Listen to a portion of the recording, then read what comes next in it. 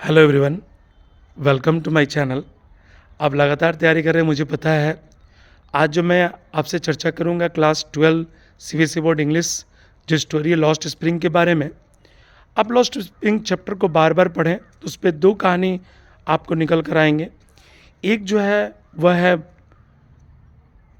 मुकेश के बारे में और एक है साहेब के बारे में। देखिए, दोनों कहानी पॉवर्टी स्ट्राइकन को बताने की कोशिश की गई है। दोनों कहानी में मुख्य बातें क्या है? गरीबी और किस तरह से लोग अपने जो माइग्रेट हो जा रहे हैं, अपने एक प्लेस को छोड़कर दूसरे प्लेस चले जा रहे हैं, इसको बताने की कोशिश की गई है। इसमें देखिए, इस कहानी में सबसे बड़ी बात है कि एक जगह आपके लिए जो बहुत महत्वपूर्ण क्वेश्चन हो सकता है वो हो सकता है सीमापुरी। तो सीमापुरी में कितने हज़ार लोग रहते हैं, वो कहाँ से आए हैं, where did they come from, how many people were living in Simapuri and how are they living, what was the condition of their living, तो उनके कंडीशंस क्या थे रहने के। इन सब बिंदुओं पर आप जब गौर करेंगे तो आपको किताब पढ़नी पड़ेगी।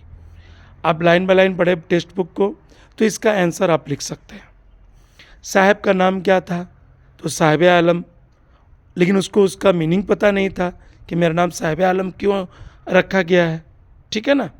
तो ये बातें हो गई। इसके साथ साथ दूसरी जो बात हुई, वह साहब को एक बार क्या होता है, टी स्टॉल में काम करने का मौका मिलता है। तो साहब को जब टी स्टॉल में काम करने का मौका मिलता है तो उसको 800 रुपया भी मिलता है, लेकिन उसको वो अच्छा नहीं लगता है। क्यों नहीं लगता है? उसका कहना है कि जो मेरा काम है वो मेरा काम है, किसी का अधीन मैं काम नहीं कर सकता। ठीक है। उसके बाद ये स्टोरी ख़त्म हो जाता है, मुकेश की स्टोरी शुरू होते हैं। मुकेश जो है, पूरी कहानी का जो सेंट्रल पॉइंट है वो मुकेश ही है। और उसे बताया गया कि मुकेश जो है मोटर मैकेनिक बनना चाहता है, वह सेल्फ रिलायंस होना चाहता है।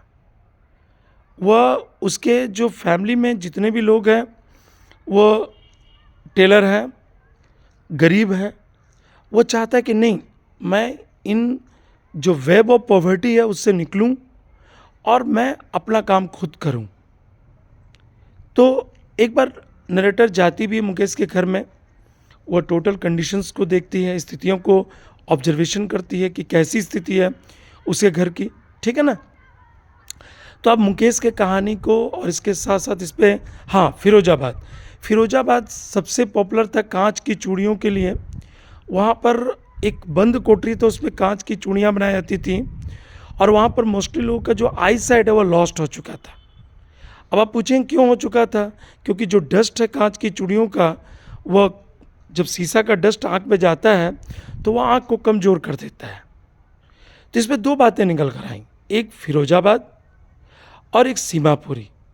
इस दोनों टॉपिक को आप ज़रूर कॉपी में लिखने का प्रयास करेंगे, इसे बार बार दोहराएंगे।